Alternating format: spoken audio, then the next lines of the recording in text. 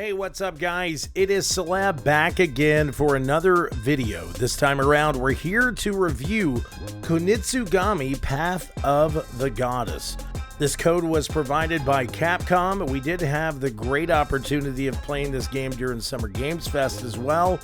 But what's really cool about this game, it is a new experience. It feels like something that we have not played before, and it is a kind of a new take on action strategy games.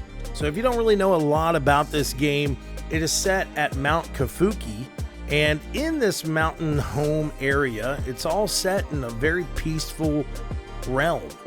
So with these peaceful villagers and animals, and everyone's just living in harmony, there's also So and the Maiden Yoshiro, who are part of this harmony. And then just one day, out of nowhere, an ominous defilement comes, opening a gate for the Seethe, a monstrous demonic force, to make their way into this world and kind of toss everything into utter chaos. So once this happens, the Maiden Yoshiro actually is blessed with a sacred power that purges this defilement with a majestic ceremonial Kagura dance. And your goal as So is to protect her and also help her get rid of this defilement. So the one cool thing about this game is it has a very unique day to night cycle. So you only have so much time to make your way through the daytime and I guess rescue these villagers. So these villagers are all possessed or, frozen in time by this defilement, and you go up to them during this day cycle and you're able to undefile them and change their roles in this world. So usually they're all just normal villagers, but you have the power to grant them new roles like the woodcutter, archer, thief, sumo wrestler, shaman, and many others. So what you do with this is, as you are in your day cycle, it is your goal to undefile the area. And once you undefile certain possessed areas or certain possessed things like the villagers or some of these spirits that are just kind of out and about, like I think there is a certain class of Seethe that is just, during the day area. Once you undefile them, or once you, get rid of them in this world, you actually are given these crystals. And with those crystals, you can unlock different roles for your villagers. And you can also upgrade your villagers after these stages are done and over with. So your goal, of course, is to take this stuff on and kind of, rescue as many people as you can in your day cycle. But when the night cycle hits, that's when things go even more awry. So this is when the gates, the Torii gates, open, and the other world has a ton of access to your realm. That's whenever we see all these different type of Seethe coming through. And it's a really, honestly, crazy thing. There's different levels that are set up to where there's maybe just one Torii gate, but then there's other Torii gates that, or there's other levels that are set up that have multiple Torii gates that have tons of different, Seethe that are coming through. They have ground attack Seethe, they have air Seethe, they have these other ones that are huge, some of them that are, explode whenever they get close to you. It's really crazy. And then you also have different stages to where you take on some of these really large Seethe that have smaller Seethe that are taking you on all at the same time. And the game is mainly based all around strategy. So I'm not a really big strategy gamer, but I can say with this game, it is a really big action strategy title, and it makes you really think before you act, and that's one of the great things about this game. So as So, he is the guardian. He is the badass in this game that you get to play as. So his action and gameplay style is very unique.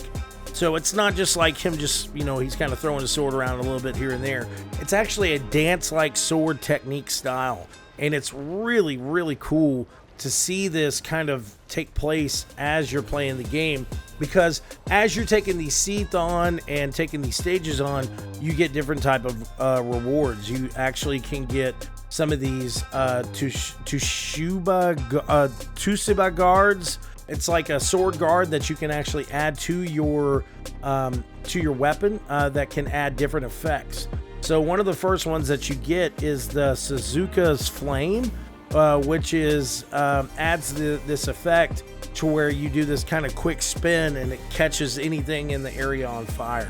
But there's a ton of other ones that you can actually get, and then you can also unlock different talismans as well to attach to these. So you have like increased attack power, or your villagers have increased attack power, or Yoshiro, herself, she actually gets like less damage when the Seethe actually attack her.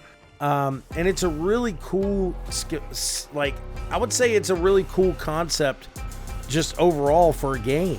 Something that I was not really expecting to just be head over heels about and really just constantly think about the game whenever I'm not playing it. But I have to say, I really have with this game. I mean, it's something that is very, very unique.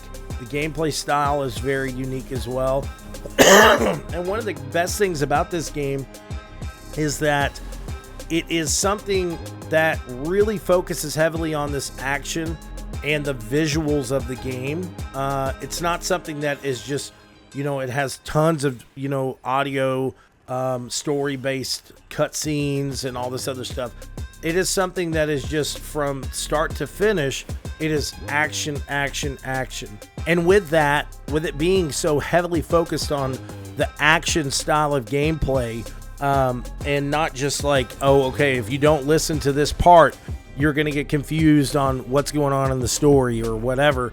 It makes you actually kind of focus in more on the music of the game. It makes you focus in more on the visuals that have been really intensified into this game. And what's great about it is, yes, it's run with, Capcom's video game engine, but what is very unique about this game, and that should stand out to everyone, is that this game is not just based on something that was done by computers, but as they say here, in order to create a unique aesthetic, the developers have taken an unconventional approach to this game. In-game objects are first handcrafted in real life as miniatures, which are then scanned into 3D models, giving the game a very distinct visual aesthetic. To ensure the authentic clothes and outfits of the game are created and worn in real life, then similarly brought into in-game with 3D scanning technology. So, that's crazy to me, dude. The reason this game feels and looks so unique is not just this crazy unique gameplay style that it has with, action-based kind of dancing, kung fu and all this other stuff, or, fighting styles. It's because the development studio actually 3D scanned like 90% of this game into the world, which is nuts to me. The amount of time that it took to handcraft this stuff and then 3D scan it into the world. I mean, to me, that makes it kind of show that how much the development studio actually really meant, or how much they cared about this game and the world that they were building. So the story, of course, is great, and there's not really there's not a lot to the story that is over complex. It's very kind of common sense of all right, listen, these people were living in peace. They really loved their life. They had a great life going. And then these demons came and they're like, hey, we're taking this mountain down and we're going to kill Yoshiro and you're not going to stop us. But of course, Badass So was like, hey, it's not happening. So as you play this game and take on these stages, once you clear certain stages, you can actually go back to those areas and either play the game again and get better rewards, or play this area again and get better rewards, or actually upgrade your bases. So the bases are created after clearing like a stage of that defilement, and you can repair those areas. And once you repair those areas, you get a ton of different crystals. You know, there was, I think, a good chunk of the bases that I got 100% repaired, or 100% repair completion. And with that, I was able to get max crystals out of that area. So that adds to your strategy. So before you go to another area further down the mountain that is much heavier with, you know, tons of Seethe and tons of defilement, you actually are given the opportunity of getting max crystals and getting tons of different items that you can take with you on your next area. So you can get, you know, you can get more talismans. You can get Mushubu, which is something else that you can use to upgrade different characters as well. And then you can also get, you know, rations rewarded to you from undefiling animals in the world. I know I'm kind of all over the place with this aspect, but I want you guys to understand this is very unique. This is something that is like, it's kind of thrown me for a loop with this game, because it's not your normal, like, all right, well, I'm going to play this level and then I'm going to get some rewards, I'm going to move on, and then I'm going to watch some cutscenes or whatever. It really kind of makes you go back to the areas that you've been previously, because you want to unlock some of this stuff. There's these Amaki scrolls that you can unlock that are hand-painted artworks from your from different areas that you've played. It's kind of like tells its own story of what's happened in the world with the Seethe and with the defilement and with Yoshiro and so. And it's a really, really beautiful kind of reward for you playing through the game. But something else that is beautiful as well is not just, you know, the overall gameplay and graphics or whatever, but the music in this game is just wonderful. The original soundtrack is great, but, you know, after the demo released, there was a goal that Capcom had set that if you defile, or, you know, if you unlocked a certain amount of the game, or the community did, that they were going to release this, you know, collaboration pack. And it was the Okami collaboration pack. So Okami was this like kind of watercolor-esque game that released in 2006. If you haven't played it, you should go back and play it. It's amazing. But it is a really, really cool pack. So not only did it add, you know, great weapons and costumes, but it added some really cool music. And actually, to me, it felt like it kind of changed the pace of the game. So one thing that I've always talked about in my written reviews and video reviews is how much music means to me in these games. It is part of the world. It is something that pulls you in overall. And having these visuals that are just graphically stunning in front of me. You know, I was playing this on the Xbox Series X, so it's, you know, it's getting amazing frame rates, great 4K gameplay, and then having this music playing that just pulls me into this world. I mean, Capcom, I said this before, and I'm going to say it again. They can't be stopped. Okay, guys? Capcom cannot be stopped. They are on a continuous, just uphill climb of just knocking it out of the park with these games. And Kunitsu-Gami Path of the Goddess is one of those games that just knocks it out of the park. I mean, dude, like, even if you don't have Game Pass, this game is only $49.99 on Steam, and I think it's $49.99 on PlayStation.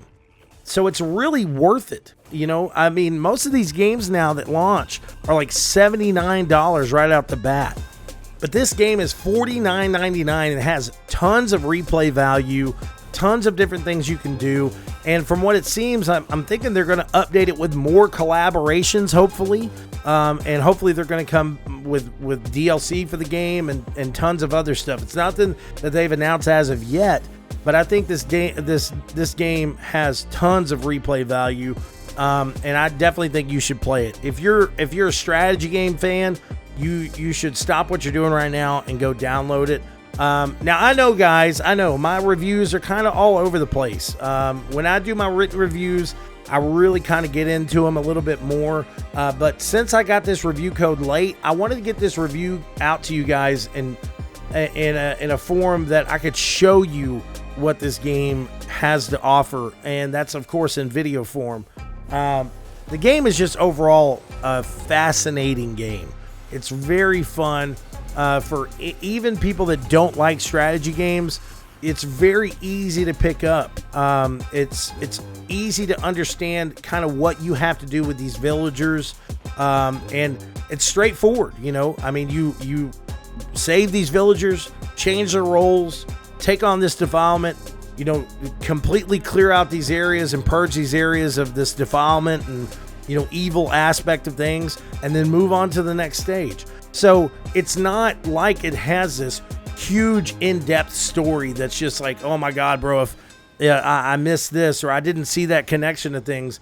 This is a straightforward action strategy game that is a beautiful experience that has great gameplay mechanics, and to me is a testament of what Capcom is creating, and that is, you know, a universe of games that have been stellar from start to finish.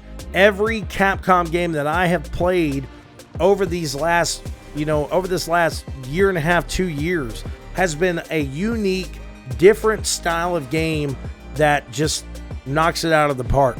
So I'm going to award this game a 5 out of 5. Definitely make sure to check it out. If you're playing, if you have an Xbox or PC, or now, I mean, if you've got a Fire Stick and you want to play something on Game Pass that just blows your mind and will drag you in for hours upon hours, play Path of the Goddess right now. I want to give a big shout out to Capcom for giving us this opportunity to check out this game. It is fantastic, and I have loved every aspect of it. Make sure to check back soon for our review of College Football 2025. Thank you again, Capcom, for this opportunity, and I'll talk to you guys soon. Peace out.